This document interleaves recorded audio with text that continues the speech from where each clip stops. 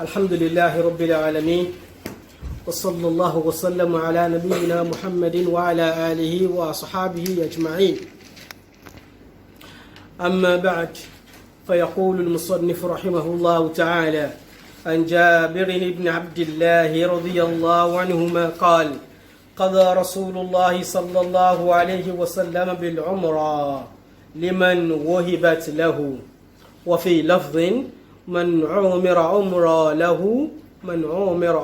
له ولعقبه فإنها للذي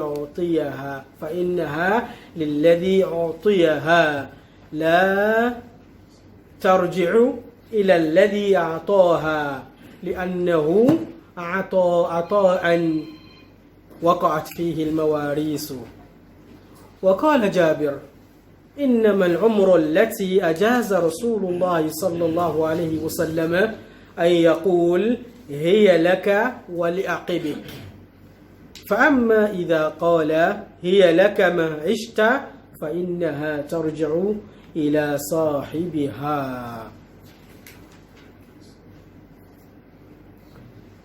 الحديث الذي بعده: وفي لفظ لمسلم: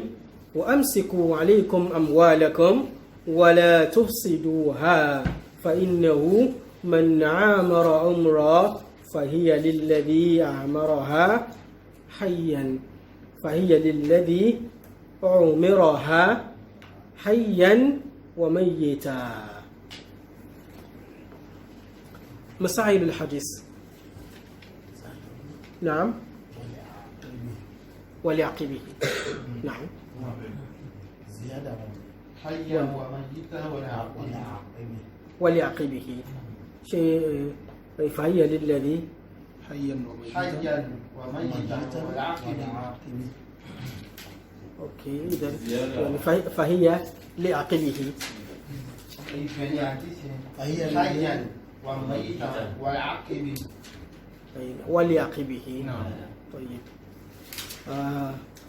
طيب، فهي للذي أمرها حيا وميتا ولعقبه. نعم. àdíìsì yóò ní ṣe pẹ̀lú àṣà kan tó gbajúmọ̀ lásìkò jahiliya ṣùgbọ́n tí ò sí mọ́ nísìn. Ó gbajúmọ̀ lásìkò jahiliya, òjíṣẹ́ Ọlọ́run alayhi salatu wassalam ó dẹ̀ ṣe ìkọ́rọ̀ọ̀rù ẹ̀, ó fara mọ́ pẹ̀lú wípé ó fi ètò sí i. Òun ni à ń pè ní al-umra. Òun ni kéèyàn sọ fún èèyàn wípé amartuka dari. Ìtumọ̀ ẹ̀ ni pé mo fún ọ nílé mi lẹ́bùn lópin ìgbà tí ó bá ń bẹ láyé, àbí lópin ìgbà tí ìwọ bá ń bẹ láyé. Yàní ilé yìí mo fún ọ tí ẹ yóò máa jẹ lópin ìgbà tó bá ń bẹ láyé. So lásìkò jahiliya, tẹ́ni tí wọ́n fún nílé bá ti kú, ilé yẹn á padà sọ́dọ̀ ẹni tó fún, àbí sọ́dọ̀ àwọn èèyàn ẹni tí ó fún ní ilé yẹn. So Òjíṣẹ́ Ọlọ́run alayhi salatu wassalam ó wá láti wá fi ọwọ́ sí àwọn nǹkan nínú àwọn ìṣe àwọn jahiliya. Bákan náà, apá kan nínú ìṣe wọn ó ṣe léèwọ̀. Bákan náà, àwọn apá kan nínú ìṣe wọn ó gba apá kan lára ẹ̀ wọlé, ó dẹ̀ fi òfin àti ètò sí apá mi. Gẹ́gẹ́ bí a ṣe máa ń ṣe lálàyé, òjíṣẹ́ Ọlọ́run alayhi salatu wassalam nígbà tí Ọlọ́run subhanahu wa ta'ala tó gbé ìdílé lójíṣẹ́, ó bá àwọn èèyàn lórí àwọn ìṣesí kan èyí tó ní ṣe pẹ̀lú ọ̀rọ̀ owó àti nǹkan míì. So nínú àwọn ìṣesí yẹn, èyí tí ṣẹ̀ríà Islamiyya faramọ́ ní gbogbo ọ̀nà ó wà níbẹ̀. èyí tí ṣẹ̀ríà Islamiyya tó kọ̀ ní gbogbo ọ̀nà òun náà wà níbẹ̀. èyí tí ṣẹ̀ríà ìsìlámíyà tó fara mọ́ ṣùgbọ́n tó kọ àwọn abala kan lára ẹ̀ òun náà wà ní sùsàlámù tó bá káàtó. so nínú èyí tí ṣẹ̀ríà ìsìlámíyà tó fara mọ́ ṣùgbọ́n tó fi òfin àti ìlànà sí tó dẹ̀ kọ àwọn abala kan nínú ẹ̀ òun náà ni báàbù al-umra nǹkan tá à ń pè ní al-umra. torí pé lásìkò jàhílíyà àwọn ará jàhílíyà tí wọ́n bá sọ pé wahabtuka dari àwọn wahabtu àti wọ́n sọ pé amartuka bayti àwọn amartuka dari ilé yẹn nígbàtẹ́ni tí wọ́n sọ bẹ́ẹ̀ fún tó bá ti kú ó máa padà sọ́dọ̀ ẹni tí ó sọ bẹ́ẹ̀ fún pé mo bùn ọ́ nílé mi lópin ìgbà tí ó bá ń bẹ láyé. ṣùgbọ́n òjíṣẹ́ Ọlọ́run alayhi salatu wassalam nígbà tó dé ó wà proof aspect tó sọ wípé mo bùn ọ́ ní nǹkan nítorí wípé ká máa fún èèyàn ní nǹkan ká máa bùn èèyàn ní nǹkan nínú nǹkan tí ẹ̀sìn wa tó pèpè sí ni. ṣùgbọ́n èyí tí ṣẹ̀rí ò fara mọ́ bẹ̀ ni wípé kẹ́bùn yẹn ó padà sọ́dọ̀ ẹni tí ó bùn yàn. gẹ́gẹ́ bá a ṣe mọ̀ pé aṣíkẹ́rẹ́ aṣímọ́ náà rẹ̀ tó sọ wípé ẹni tí ó bá fún yàn ní nǹkan tó bá padà tí ó bá gba ẹ̀bùn yẹn padà ó dàbí ajá tó bì tó ń kó ebi ẹ̀jẹ̀ ni. so òjíṣẹ́ Ọlọ́run alayhi salatu wassalam ó fi òfin sí àṣà yẹn. so òfin tó fi sí ni wípé tí èèyàn bá ti sọ pé òun fẹ́ nìkan ní nǹkan tó bá ti gbólóhùn ó fún ọ kò tún lẹ́tọ̀ọ́ fún kó tó padà gba nǹkan yẹn lọ́wọ́ ẹ̀ mọ́. àìdá ẹnìyẹn kú o kò kú o kò tún lẹ́tọ̀ọ́ àti gba nǹkan yẹn padà lọ́wọ́ ẹ̀ mọ́.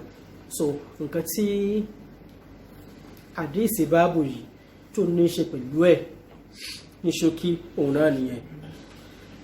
náà al-umra a tún máa ń pè ní ar-ruqba lọ́dọ̀ àwọn jàhílíyà máa ń pè ní ar-ruqba.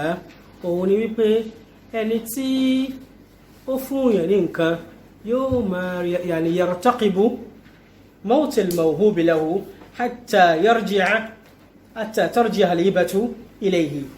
yartaqibu mawt al-mawhub lahu hatta ta'uda al-hibatu ilayhi. nǹkan tó ṣe máa ń pè ní ar-ruqba ni bó ṣe máa ń pè ní al-umra. so kí ni ìdájọ́ al-umra? ìdájọ́ ẹ̀ ni pé ó bá òfin mu ó lè lẹ́tọ̀ọ́ ṣùgbọ́n ìyapa wà láàrin àwọn àfáà lórí ìbá òfin mu ẹ̀.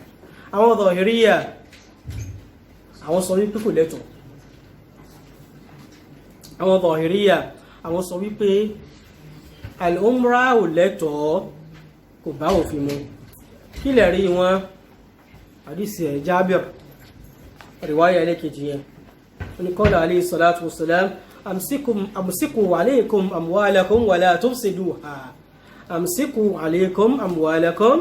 wala tufsiduha. ẹ di owó yín mú o ẹ di owó yín mú o ẹ fi owó yín sápò ẹ di owó yín mú o ẹ má bà ara yín lówó jẹ́. وأيضا كاتي يقول شيء شروا دسينا لهلا أنا نسينا. نعم. عن جابر بن عبد الله رضي الله تعالى عنه. جابر بن عبد الله رضي الله تعالى عنه صديقي ودشي الله صلى الله عليه وسلم قضى بالعمرة لمن وهبت له. ودشي الله عليه الصلاة والسلام ó ṣe ìdájọ́ wípé al-umra yani nǹkan tá a bá fún yàn lẹ́bùn rẹ̀ pẹ̀lú umra nǹkan tá a bá sọ fún yàn wípé kíní yìí tí ẹni ò máa jẹ́ lópin ìgbà tó bá ṣì ń bẹ lópin ìgbà tí ó bá ń bẹ láyé títí ẹni náà ni ó máa jẹ́ yani al-qada'u huna بمعنى الحكم يعني حكم رسول الله صلى الله عليه وسلم بالعمرة لمن وهبت له gbogbo ẹni tí a bá sọ wípé títí ẹni nǹkan kan ó máa jẹ́ lópin ìgbà tó ń tọ̀ ń bá ń bẹ láyé tí ẹ̀ náà ni ó máa jẹ́ ṣùgbọ́n dàbẹ́ ni wípé èyí tí ó kù tí ò tí yé wa nínú rìwáyà yẹn rìwáyà ẹlẹ́kejì yìí àbí láfùtò ẹlẹ́ẹ̀kejì yẹn ó ṣàlàyé ẹ̀ fún wa qala sallallahu alayhi wa sallam man umira umra lahu wa li aqibihi fa innaha lilladhi utiyaha gbogbo ẹni tí a bá fún ní nǹkan tá a bá sọ fún òun wípé títí ẹni kìíní yóò máa jẹ́ lópin ìgbà tó o bá ń bẹ láyé wa li aqibihi títa àwọn tí ó jogún rẹ̀ al-aqib wọ́n ní pé àwọn tó bí ọmọ èèyàn àwọn tí wọ́n jogún èèyàn adáwọ̀ máa ń al-aqib so tó bá sọ pé fulanu mata wa lam yatruk al-aqib ìtumọ̀ ẹ̀ ní pé mata wa lam yakhlif waladan so aqib túmọ̀ sí waratha ẹni tí ó jogún èèyàn náà bí ọmọ man umira lahu wa li aqibihi fa innaha lilladhi utiyaha ẹni tí a bá fún ní nǹkan látara gbólóhùn umra tá bá sọ fún ibi kíní ìtìsẹ̀ ní ó máa jẹ́ lókùn ìgbà tó bá ń bẹ láyé àti tàwọn ọmọ rẹ̀ fa innaha lilladhi utiyaha títẹni tá a fún yẹn náà ni ó máa jẹ́ la tarji'u ila alladhi a'taha kò gbọ́dọ̀ padà sọ́dọ̀ ẹni tí ó fún yàn nítorí kíni nítorí bí qala sallallahu alayhi wa sallam al-aidu fi ibatihi kal-kalbu yaqihu thumma ya'udu ila qayhihi aw kama qala alayhi salatu wassalam na'am qala li'annahu a'ta ata'an waqa'at fihi al-mawarisu li'annahu a'ta ata'an waqa'at fihi al-mawarisu nítorí pé ẹni tó fún yàn lẹ́bùn yẹn ẹ̀bùn kan tó ṣe wípé ẹ̀tọ́ ogún jíjẹ ti wọ̀ ọ́ ni nítorí pé ẹni tó fún yàn lẹ́bùn yẹn ẹ̀bùn tó fún yàn yẹn ẹ̀bùn kan tó ṣe wípé ẹ̀tọ́ ogún jíjẹ ó ti wọ̀ ọ́ tá a bá sọ wípé a fún yàn lẹ́bùn ìtumọ̀ ẹ̀ ní pé nǹkan tá a fún ẹni yẹn ó ti di títí ẹ̀ tó bá sì ti di tèèyàn ó ti di nǹkan tó lẹ́tọ̀ọ́ fáwọn tí wọn ó jogún èèyàn láti jogún so idan kò lẹ́tọ̀ọ́ fún ẹni tí ó sọ fún yàn wípé òun fún yàn ní nǹkan kó tún wá sọ wípé òun á tún gba kíní yẹn padà mọ́ at any time now wa qala Jabir radiyallahu ta'ala anhu sọ fún wa wípé inna al-umra allati ajaza rasulullahi sallallahu alayhi wa sallam umra yani ìfúnnilẹ́bùn gbére allati ajaza rasulullahi sallallahu alayhi wa sallam ètò ìṣẹ́ ọlọ́run sallallahu alayhi wa sallam tí ó ṣe lẹ́tọ̀ọ́ òun náà ni kéèyàn ó sọ wípé hiya laka wa li aqibika hiya laka wa li aqibika títí ẹ àti àwọn tí wọ́n ó máa jẹ́ ọmọ rẹ̀ títí ẹ àti ti àwọn ọmọ rẹ̀ ni ó máa jẹ́ ìyẹn òjíṣẹ́ ọlọ́run alayhi salatu wassalam ló ṣe ní ẹ̀tọ́ fa amma idha qala hiya laka ma 'ishta fa innaha tarji'u ila sahibiha ṣùgbọ́n tí ìbá sọ fún wọn pé hiya laka títí ẹni lópin ìgbà tó bá ń bẹ láyé fa innaha tarji'u ila sahibiha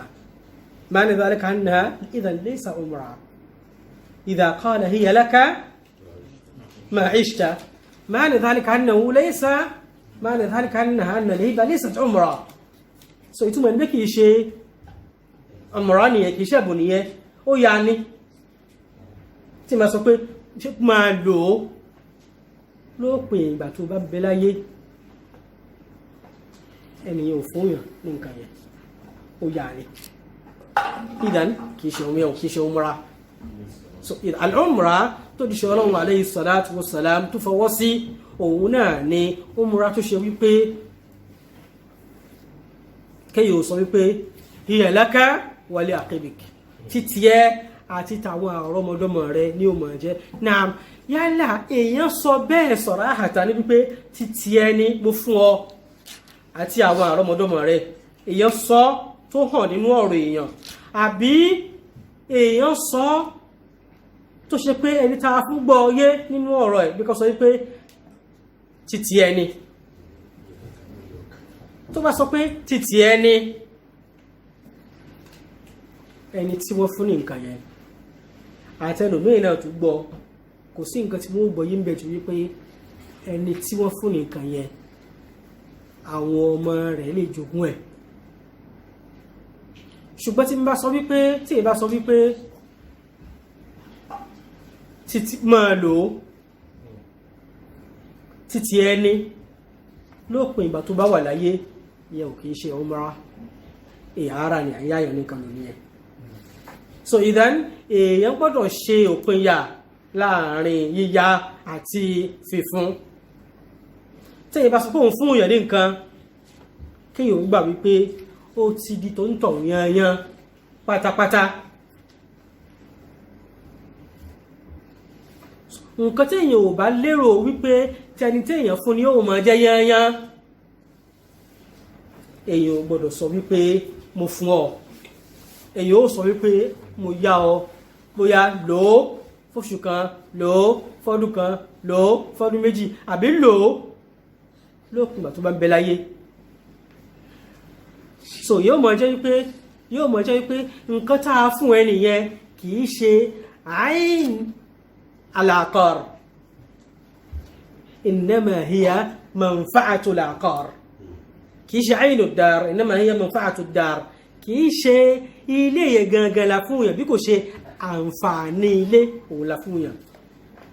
ní pé mo yọ̀ǹda àǹfààní ilé yẹn fún ẹ ìtumọ̀ ẹni pé mi ò ní gba rẹ́sì lọ́wọ́ ẹ. kí láǹfààní ilé òun ni kí yóò máa gbébẹ̀. so n tí mo fún ọ òun náà ni àǹfààní ilé yẹn máa gbébẹ̀ lópin ìgbà tó o bá wà láyé.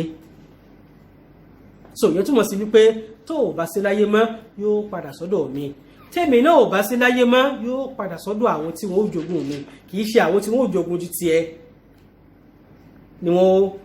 wọ́n ò ní. wa fi lafdhin li Muslim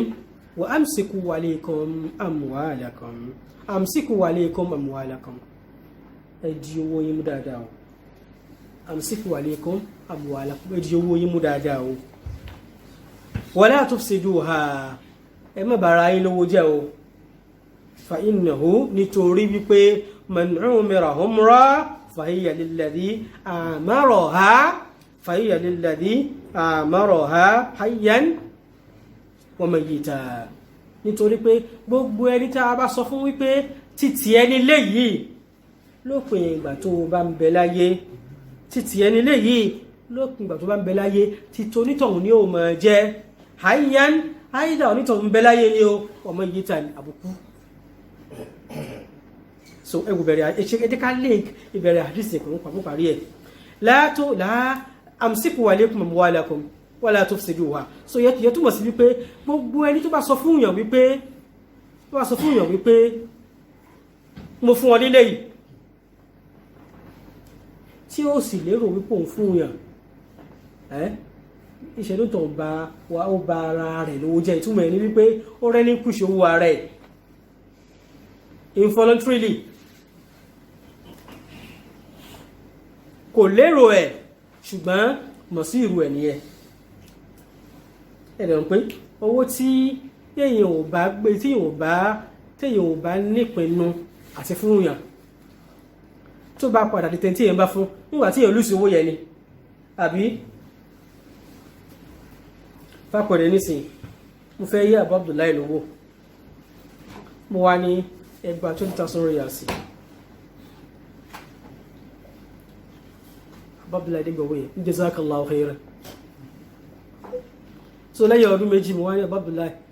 20,000 tí mo yá yí nǹkan ẹ̀ sọ pé ẹ̀yà mi ẹ fún mi ní ẹ̀ sọ pé ẹ̀yà mi ẹ sọ fún pé gba owó yìí ẹ̀ sọ pé ẹ̀yà mi náà wal haqqu ma'ahu fi dhalik tó ní pé èmi náà sọ fún pé mo sọ fún mo yá wọn lówó yẹn.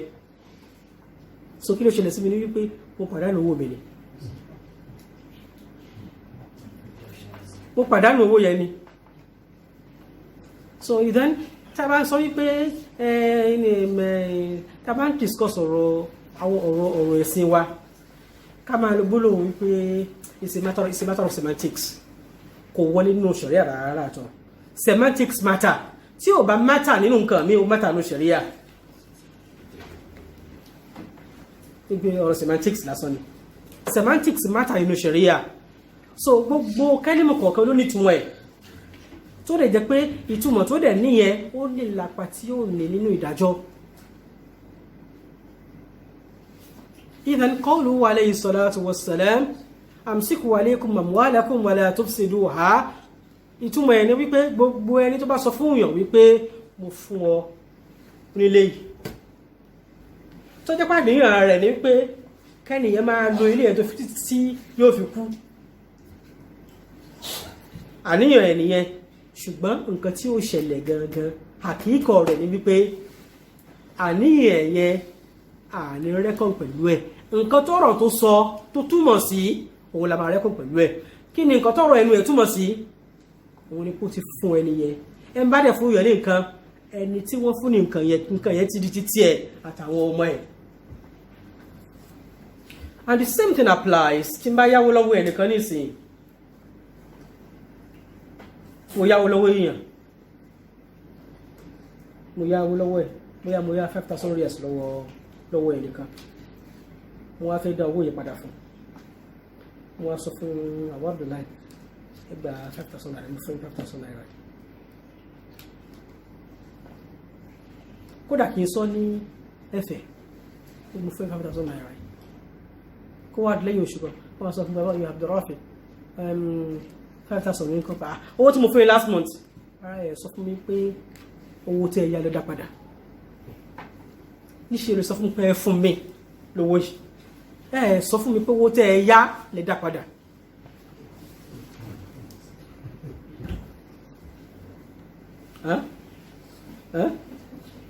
فإذا صدقا وبينا بورك لهما في بيت. البيان هو مهم جدا جدا جدا. See how Bukuri and see ó falls under technicalities tó ṣe pé téèyàn ò bá fi bẹ̀rù Ọlọ́run ọba sí, téèyàn ò bá fi bẹ̀rù Ọlọ́run ọba sí, èyí á máa kóra wa sádánwò lábẹ́ òfin. so wọ́n láti sọ fẹ́ tí mo yá wọn lọ́wọ́ ẹ̀ pé 5,000 naira owó tí mo yá lọ́wọ́ yín òun ni o, àbí a part of owó tí mo yá lọ́wọ́ yín òun ni mo dá padà yìí o, so that kò ní ìdẹ́jọ́ lọ́jọ́ iwájú wípé ẹ sọ fún mi pé owó tẹ́ ẹ yá lè dá padà. àbí kí àbábílà ilé ṣiṣẹ́ bí àwọn bí mo ní tó fẹ́ ṣe kò mọ̀ àsìkò tó wọ́n ń wọ owó ẹran sí ni mo wá rántí pé àmà tí ẹ̀ yá 2,000 lọ́wọ́ àbábílà ẹgbà 2,000 riyals yìí ẹ̀pọ̀ ìbú ọmọ ẹgbà يعني بإمكانه أن يعتقد بأن هذا المبلغ يعني عبارة عن هدية وهبة بمناسبة المولود. أفهمني هو ما أبي كواد لا يوشي بيجي بيا عبد الرافي وتي مويا لو هو أبا وتي مفويني بقى إبى هو منيه sọ fún mi kó tẹ ya lẹ́dà padà o. ìdàní tí èèyàn bá fẹ́ tí a bá ń bára wá díẹ̀ tó bá ní í ṣe pẹ̀lú ọ̀rọ̀ owó ká máa ṣe bàyáàni so that kò ní máa sí ààyè kí ẹnìkan máa wá loophole tí ó gbà mú wa àní fààyè ẹ̀ lẹ̀. سواء كان المتعامل معه قريبا أم بعيدا. كما sọ pé nítorí pé we are brothers ó yẹ kó sì jọ yẹra wa. ó lè jọ níbi tí ọ̀rọ̀ máa ń yẹra wa dé gẹ́gẹ́ bí brothers o. ọ̀rọ̀ tó bá ti ń di ọ̀rọ̀ owó ojú oníkálukú máa ń yí padà ni. náà máa ń sọ wípé mi ò tí ì gbọ́ òwò yẹn nílẹ̀ nísàlẹ̀ o but àìlólẹ̀ òkè mo ti máa ń gbọ́ níjẹ̀bù máa ń sọ wípé ojú kókó ló lówó ẹ̀rọ bójú ló lòṣì dúró ẹni ojú kókó ló lówó wípé ẹni tí ò bá lójú kókó kò ní lówó ẹgbà ẹni tí ojú ẹ̀ ò bá lé kò ní rówó gbà ẹ̀rọ bójú ló lòṣì túmọ̀ ẹni pé ẹni tó bá ń ṣe pẹ̀lẹ́pẹ̀lẹ́ òṣì ló máa padà tágbẹ̀yìn nínú àkéde wọn nínú àkéde àwọn jẹ̀bù náà wípé tó tójú ò bá lé ò lè lówó lọ́wọ́. jẹ́ pé abala àkọ́kọ́ yẹn tọ́bi pa àlànà sí jẹ̀míyà nípa àwọn èèyàn believe pé tí mi ò bá léhùn mi ò lè rówó mi gbà. so tọ́lọ̀ bá ti ń di ọ̀rọ̀ owó lóòótọ́ ní pé kó Allah subhanahu wa ta'ala inú sura yìí awakhiru jésù sàrásì wa innahu li hubbil khayri la shadid wa innahu li hubbil khayri la shadid. dájúdájú níbi ìfẹ́ owó ọmọ ènìyàn ẹni tó lé ní níbi ìfẹ́ owó èèyàn tó lé ní ẹ máa rí wípé níbi any other thing èèyàn lè wọ̀ negligent. ó fẹ́ jáde ni, ó fẹ́ kírun ni, ó fẹ́ gbààwẹ̀ ni, ó fẹ́ fọṣọ ni, ó fẹ́ wọṣọ ni, ó fẹ́ bọ́mọ wí ni, ó fẹ́ báyàwó wí ni, ó fẹ́ ṣe kíní ni, mutasahil fi kulli shay. ó fẹ́ kẹ́kọ̀ọ́ ni, fi kulli shay mutasahil. níbi owó nǹkan life wey no hard yóò wá máa sọ life wey no hard bí pé kò lè tó bẹ̀yẹ kí ló lè tó bẹ̀yẹ kí ló lè tó bẹ̀yẹ ṣùgbọ́n tó bá dọ̀rọ̀ owó mashallah ojú yà ayé padà dé life àwa hard gbà yẹn tọ́bí àwọn ọmọ èèyàn nìyẹn. so nígbà tó dẹ̀ jẹ́ bí Ọlọ́hun subhanahu wa ta'ala àdámọ́ tó dá wa lórí ẹ̀ nìyẹn ó tàtọ̀ lábàá kó ṣàgbékalẹ̀ òfin tí ò ní máa jẹ́ ká kọlura wa tọ́rọ̀ bá ti ń di ọ̀rọ̀ owó. ìyẹn ló ṣe jẹ́ wípé ahadith tó ní ṣe pẹ̀lú kitabul al-buyun ó pọ̀ gan awul muamalat min athil umum ó pọ̀ gan nítorí wípé lè mú bára wa lò. tá a bá sì ń bára wa lò possibility ká máa kọlura wo lè mọ̀ wáyé. sábàbí eléyìí oníṣẹ́ Ọlọ́run alayhi salatu wassalam ó rí wípé ọ̀rọ̀ yẹn ni kò ń ṣàlàyé fún wa àwọn nǹkan tí ò ní máa ṣàkóbá fún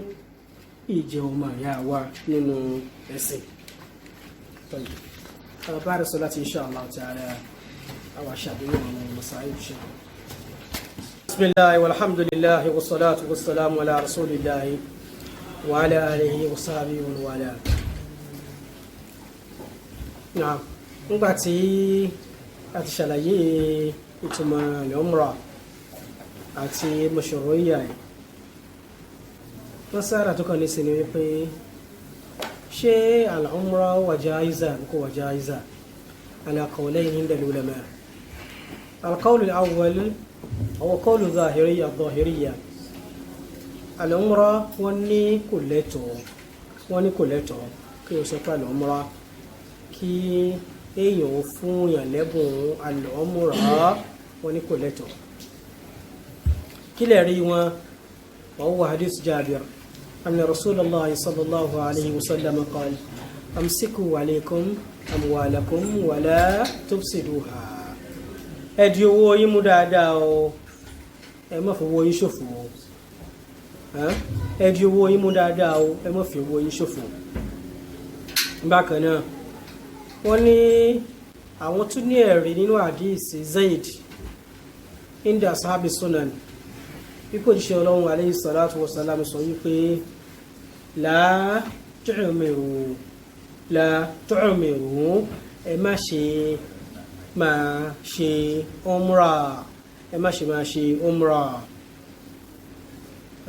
umrah so wọ́n ní nǹkan tó lẹ́tọ̀ọ́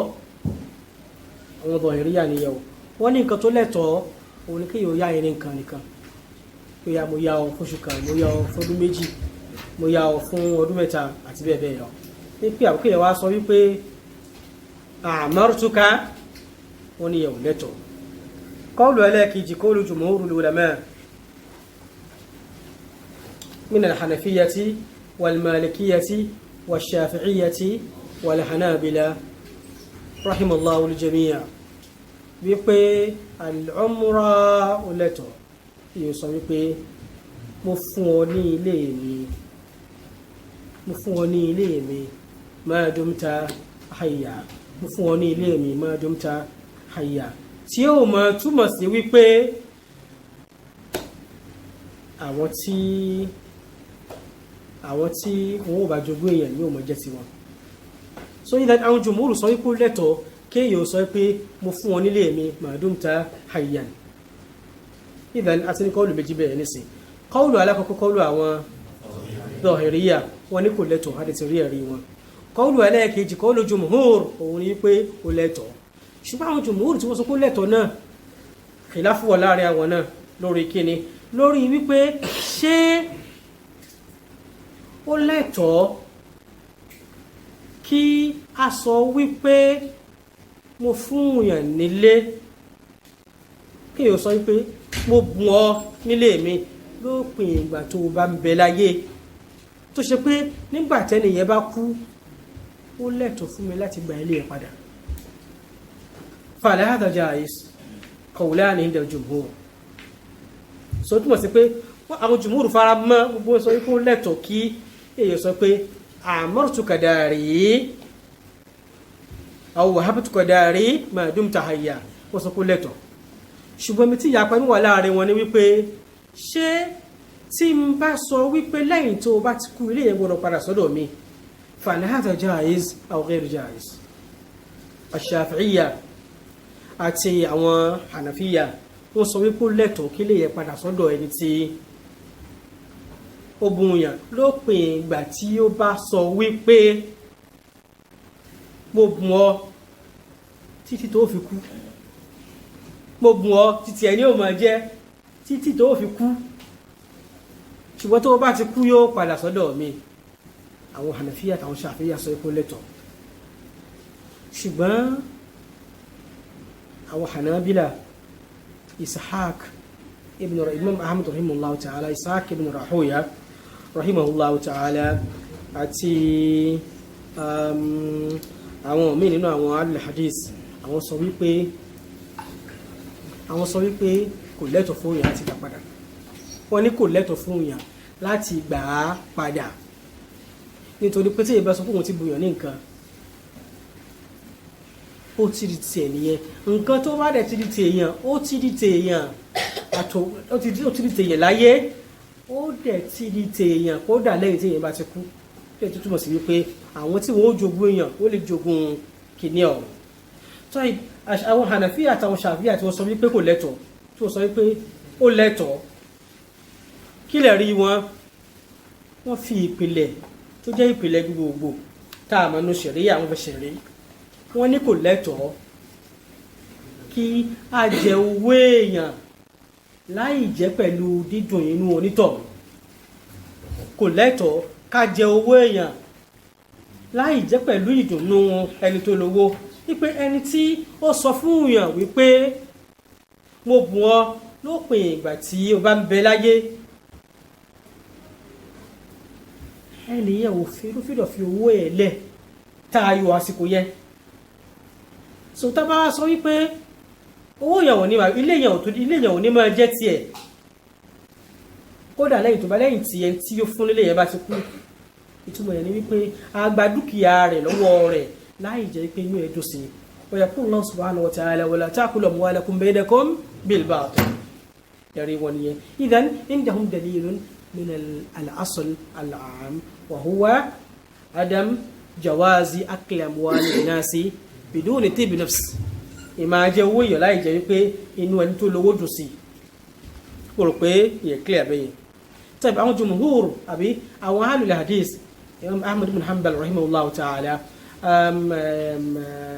Ishaq ibn Rahuya àti àwọn ahlul hadith tí wọ́n sọ wípé kò lẹ́tọ̀ ẹ̀rí wọn òun hadith wájú wáyé wípé kí ni yẹn ilé yẹn umra yẹn yóò máa jẹ́ tẹni tá a fún hayyan aw mayitan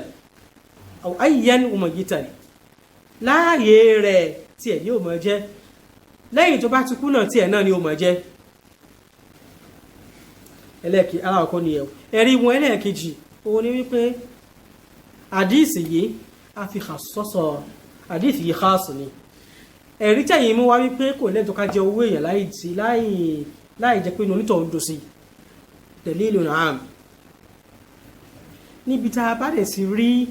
ẹ̀rí tó jẹ́rìí gbogbogbò tá a dẹ̀ rí ẹ̀rí tó dá nǹkan ṣàlẹ́ṣà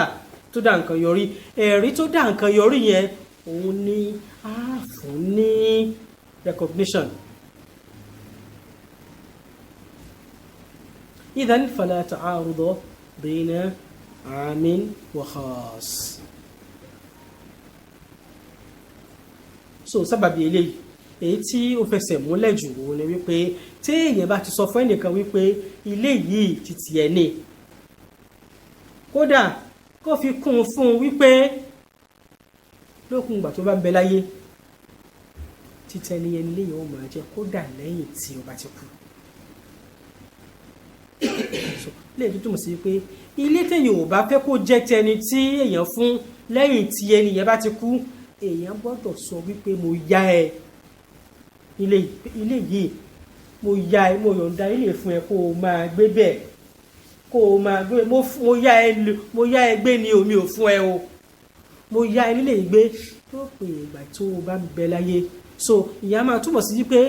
nígbà tẹni tí wọ́n fún nílé gbé tó bá ti kú,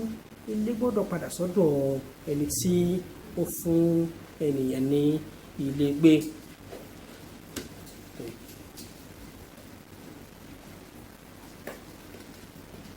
So jẹ́ bí ó ṣe jẹ́. So àwọn àfọ̀ní.